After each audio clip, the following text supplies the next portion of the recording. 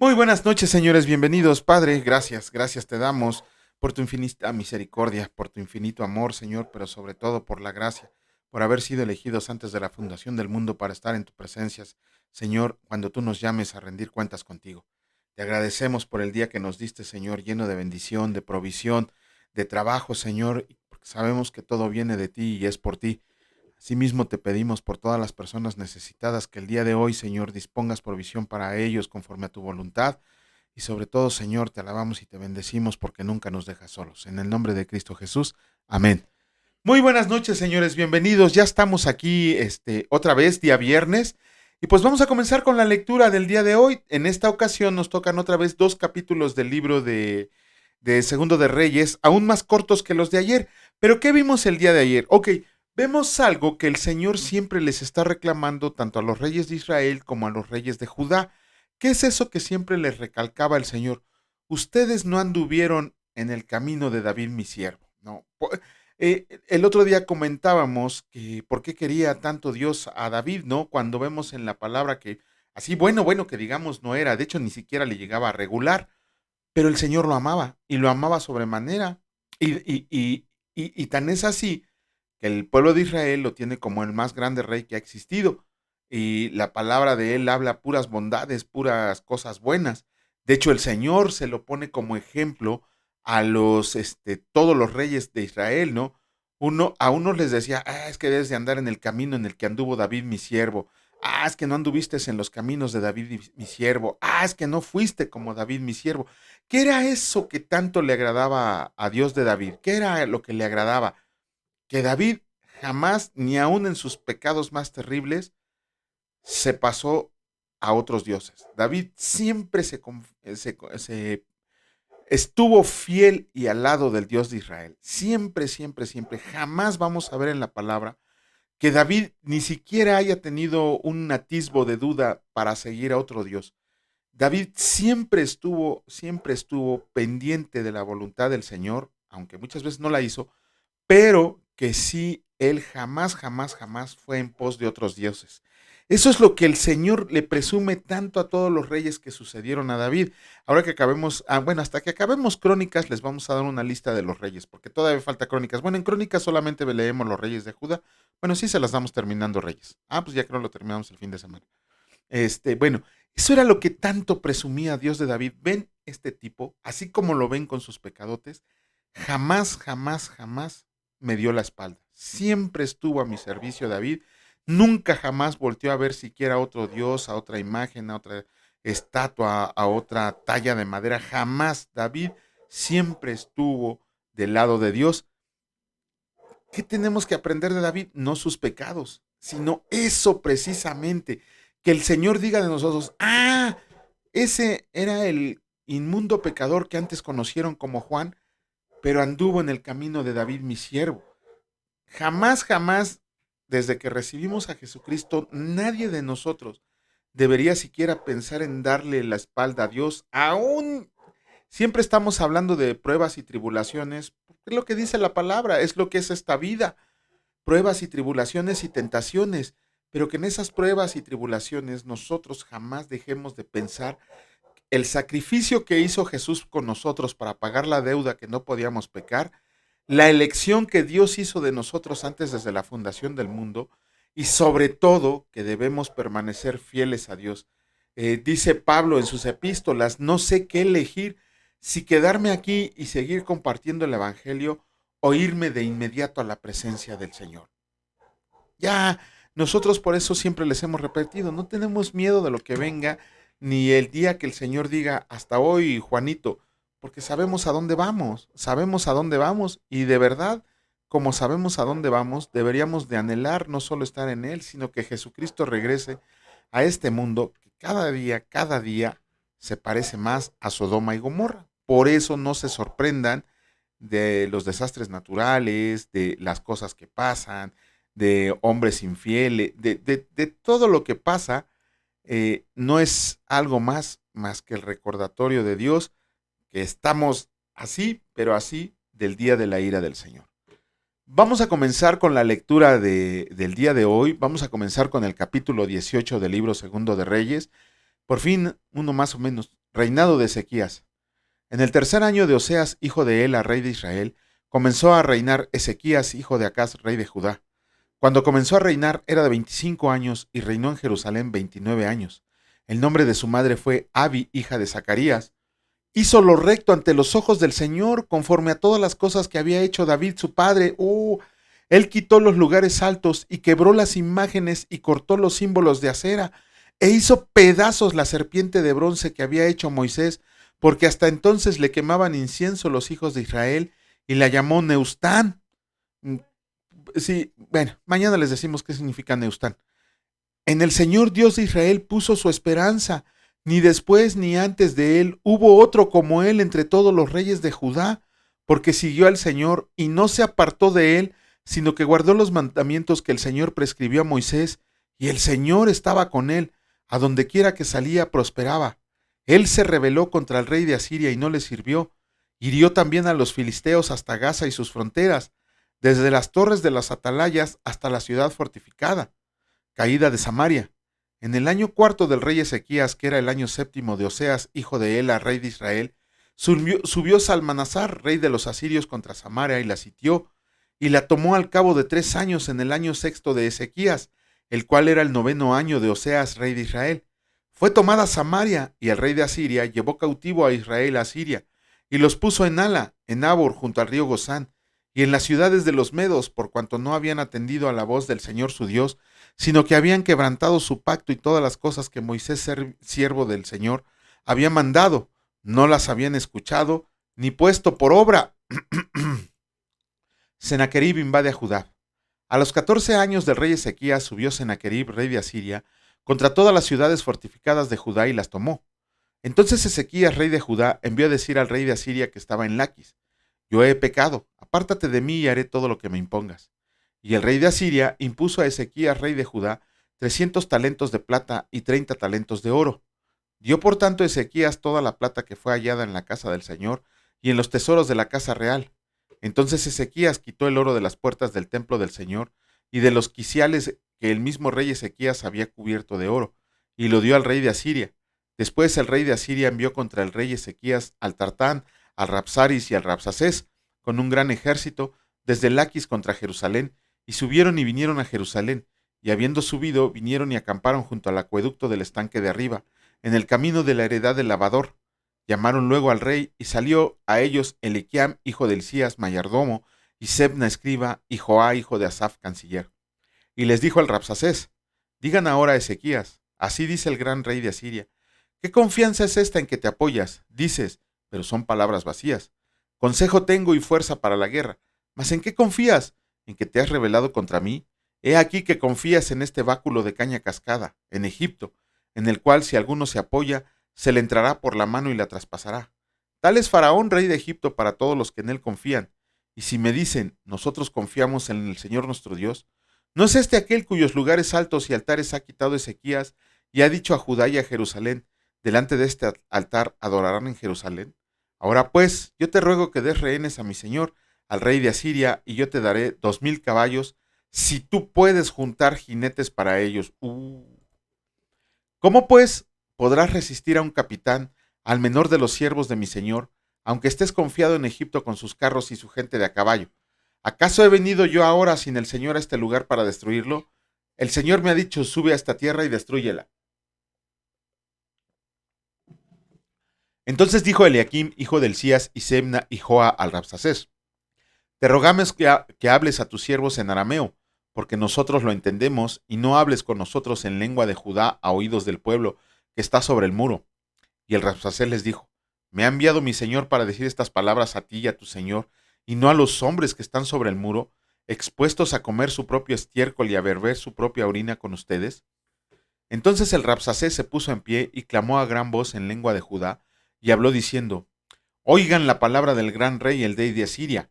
Así ha dicho el rey: no los engañe Ezequías, porque no los podrá librar de mi mano, y no los haga Ezequías confiar en el Señor, diciendo: ciertamente nos librará el Señor, y esta ciudad no será entregada en manos del rey de Asiria. No escuchen a Ezequías, porque así dice el rey de Asiria: hagan conmigo paz y salgan a mí, y coma cada uno de su vid y de su higuera, y beba cada uno de las aguas de su pozo, hasta que yo venga y los lleve a una tierra como la suya, tierra de grano y de vino, tierra de pan y de viñas, tierra de olivas, de aceite y de miel, y vivirás y no morirás. No oigan a Ezequías, porque los engaña cuando dice: el Señor nos librará. ¿Acaso alguno de los dioses de las naciones ha librado su tierra de la mano del rey de Asiria? ¿Dónde está el Dios de Amat y de Arfad? ¿Dónde está el Dios de Sefarbaim, de Ena y de Iba? ¿Pudieron estos librar a Samaria de mi mano? ¿Qué Dios de todos los dioses de estas tierras ha librado su tierra de mi mano para que el Señor libre de mi mano a Jerusalén? Pero el pueblo calló y no le respondió palabra, porque había mandamiento del rey, el cual había dicho: no le respondan. Entonces Eliaquim, hijo de Hilcías, mayordomo, y Sebna, escriba, y Joá, hijo de Asaph, canciller, vinieron a Ezequías, rasgados sus vestidos, y le contaron las palabras del Rabsacés. Capítulo 19 del libro segundo de Reyes, escrito está: Judá es librado de Sennacherib.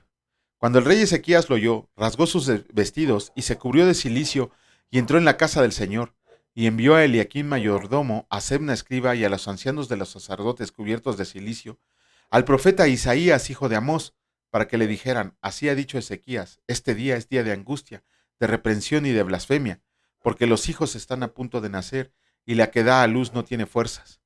Quizá oirá el Señor tu Dios todas las palabras del Rabsacés, a quien el rey de los asirios su señor ha enviado para blasfemar al Dios viviente y para vituperar con palabras las cuales el Señor tu Dios ha oído. Por tanto, eleva oración por el remanente que aún queda.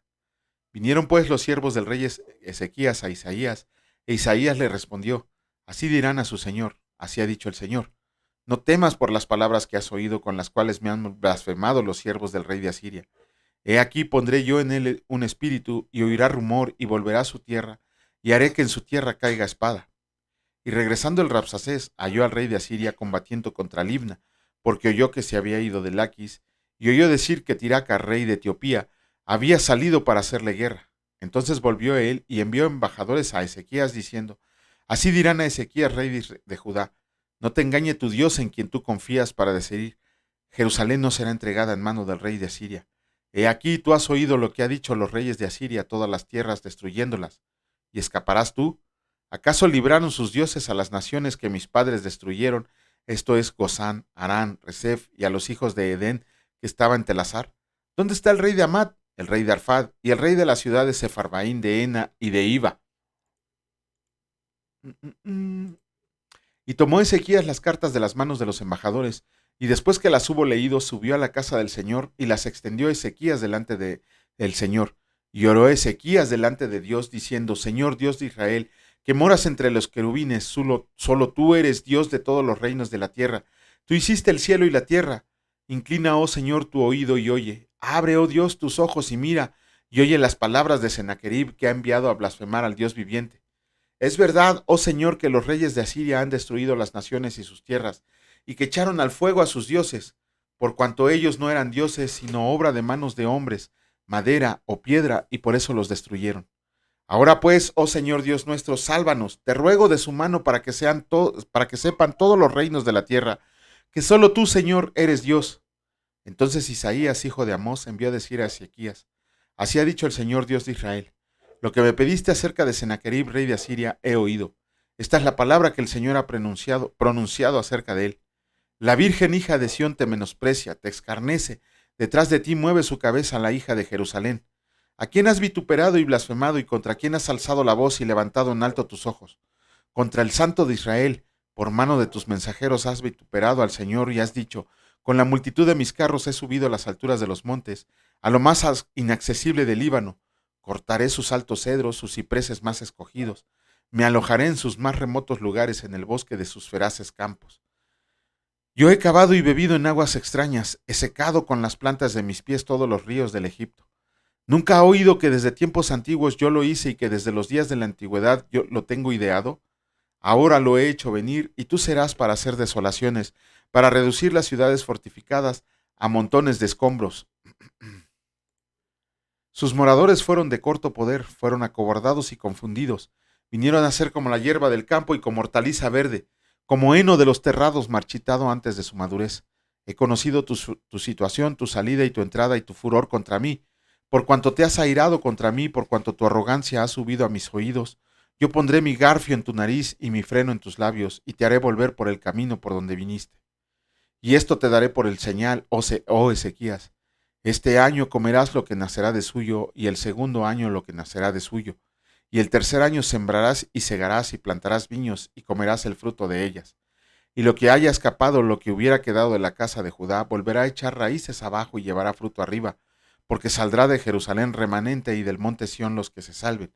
El celo del Señor de los ejércitos hará esto. Por tanto, así dice el Señor acerca del rey de Asiria: no entrarás en esta ciudad, ni echarás saeta en ella, ni vendrá delante de ella con escudo, ni levantará contra ella baluarte. Por el mismo camino volverá y no entrará en esta ciudad, dice el Señor, porque yo ampararé esta ciudad para salvarla, por amor a mí mismo y por amor a David mi siervo.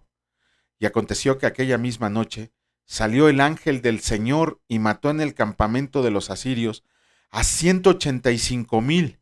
Y cuando se levantaron por la mañana, he aquí que todos eran cuerpos de muertos.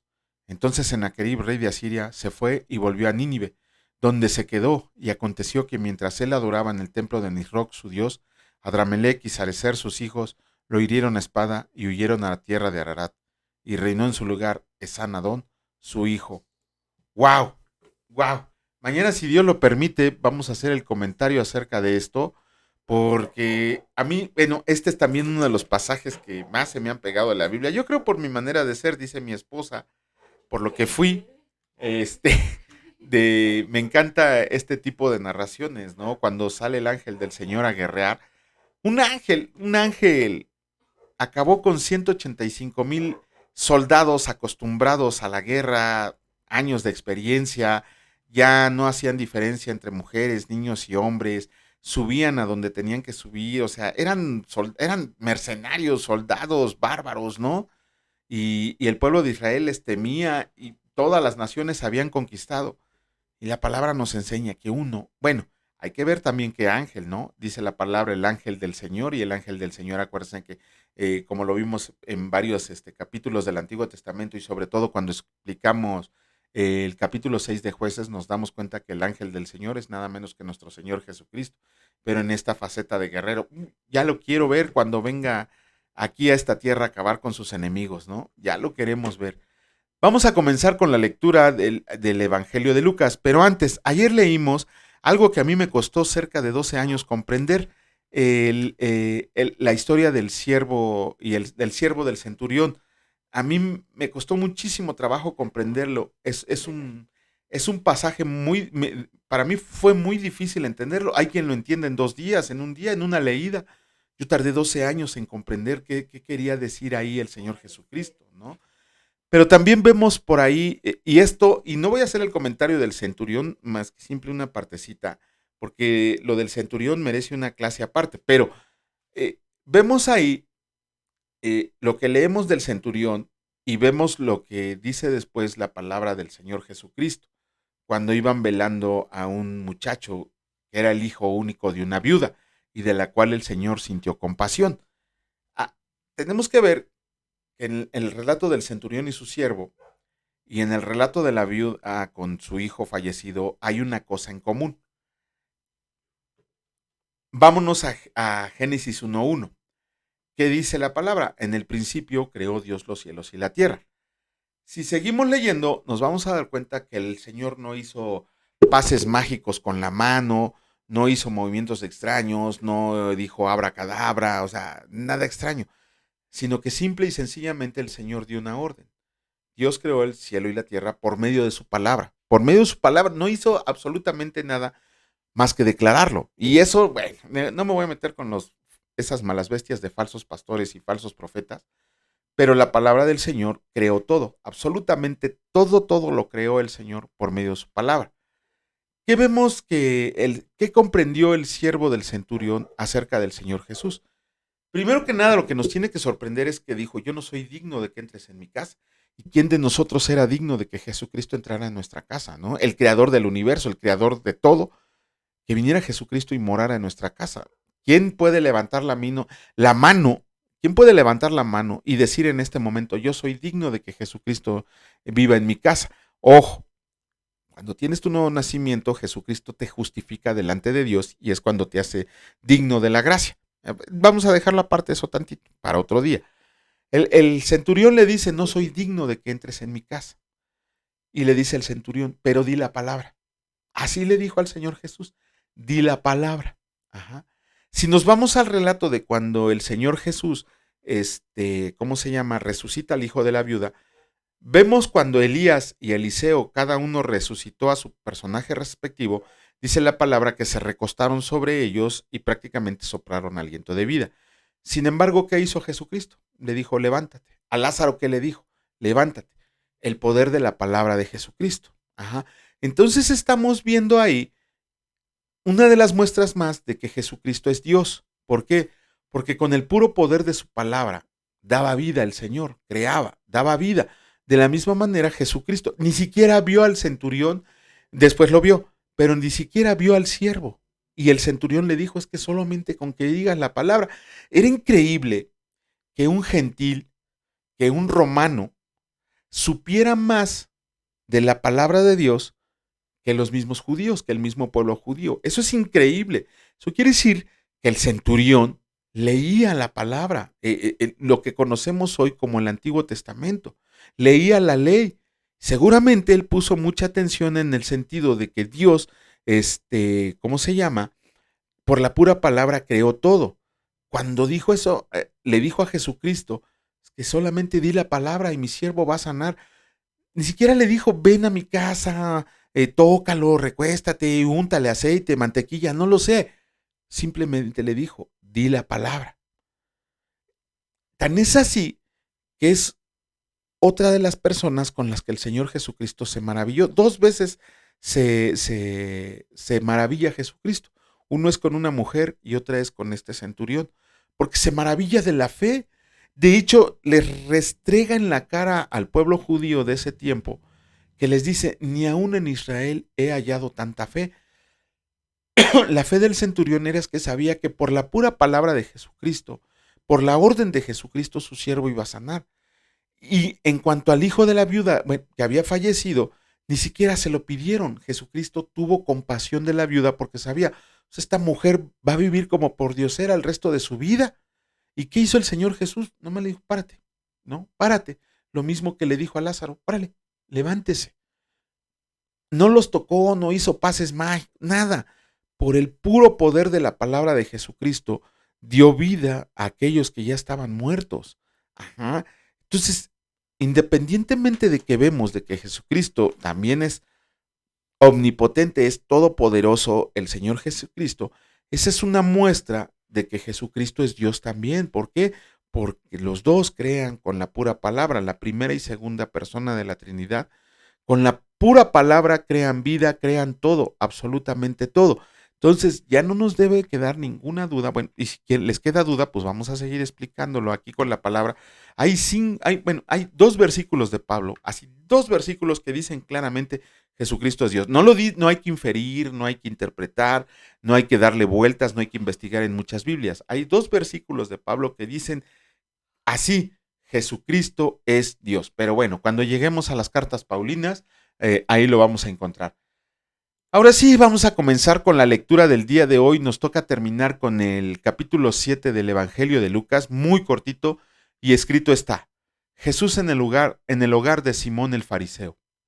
Uno de los fariseos rogó a Jesús que comiera con él, y habiendo entrado en casa del fariseo, se sentó a la mesa. Entonces una mujer de la ciudad que era pecadora, al saber que Jesús estaba a la mesa en casa del fariseo, trajo un frasco de alabastro con perfume, y estando detrás de él a sus pies llorando, comenzó a regar con lágrimas sus pies, y los enjugaba con sus cabellos, y besaba sus pies, y los ungía con el perfume. Y cuando vio esto el fariseo que le había convidado, dijo para sí, si fuera profeta, conocería quién y qué clase de mujer es la que le toca, que es pecadora. Entonces respondiendo Jesús le dijo, Simón, una cosa tengo que decirte. Y él le dijo, di, maestro. Un acreedor tenía dos deudores. El uno le debía 500 denarios y el otro 50. Y no teniendo ellos con qué pagar, perdonó a ambos. Di pues, ¿cuál de ellos le amará más? Respondiendo Simón dijo, pienso que aquel a quien perdono más. Y él le dijo, rectamente has juzgado. Y vuelto a la mujer, dijo a Simón: ¿Ves a esta mujer? Entré en tu casa y no me diste agua para mis pies, mas ésta ha regado mis pies con lágrimas y los ha enjugado con sus cabellos. No me diste beso, mas ésta, desde que entré, no ha cesado de besar mis pies. No ungiste mi cabeza con aceite, mas ésta ha ungido con perfume mis pies. Por lo cual te digo que sus muchos pecados le son perdonados, porque amó mucho. Mas aquel a quien se le perdona poco, poco ama. Y a ella le dijo: tus pecados te son perdonados. Ay, hoy, y los que estaban juntamente sentados a la mesa comenzaron a decir entre sí: ¿quién es este que también perdona pecados? Pero él le dijo a la mujer: tu fe te ha salvado, ve en paz. Uh, mm, Tan poquitos versículos y tan grande enseñanza, ¿no? Imagínense a nosotros, ¿no? Cuando Jesucristo dijo: tus pecados son perdonados. Uy, mañana, si Dios lo permite, vamos a hacer un pequeño comentario acerca de esto. Señor, gracias. Gracias porque el día de hoy, con tu fuerza, Señor, con tu misericordia, hemos cumplido con el ministerio al cual hemos sido llamados. Te ofrecemos una disculpa sincera y muy grande, porque a veces los afanes de esta vida nos atrapan y nos da tiempo de hacerlo. Pero Señor, estamos contigo, estamos al corriente, sabes lo que hay en nuestro corazón, Señor. Sabemos que queremos seguirte, honrándote, honrarte, alabarte, Señor, pero sobre todo vivir la vida que nos has enseñado. Te agradecemos, Señor, por la provisión del día de hoy, por tu amor, por tu misericordia, por la bendición, por el trabajo. Y te pedimos por todas las personas que van directo a su casa, de su hogar, de su escuela, de su trabajo, Señor, que todos estén protegidos y bendecidos por ti. Te alabamos y te bendecimos en el precioso nombre de tu Hijo Cristo Jesús. Amén. Que Dios los bendiga, señores. Si Dios lo permite, nos vemos el día de mañana. Cuídense mucho. Hasta luego.